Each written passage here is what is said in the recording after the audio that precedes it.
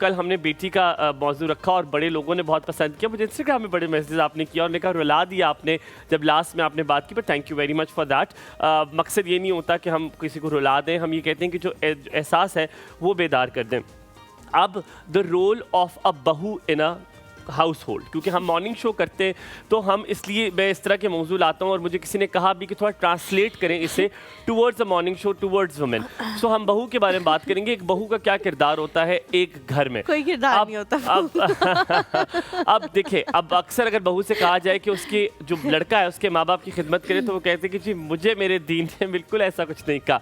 So that then again we bring up the दीन there and then, जहाँ पर हमारे लिए कन्वीनियंट होता है। ठीक है, हम और मिसालें सब जुटला देते हैं। हालांकि मैं आपको यहाँ पर बहुत सारी मिसालें दे सकता हूँ जिसमें कहा गया है, आप बहुत सारी एग्जाम्पल्स को वहाँ सेट कर सकते हैं। इसमें बड़ों की खिदमत, बड़ों का एहतराम, ये बड़ा ज़रूरी है हमारे दीन में, और हुस्न सलूक is the priority in our religion.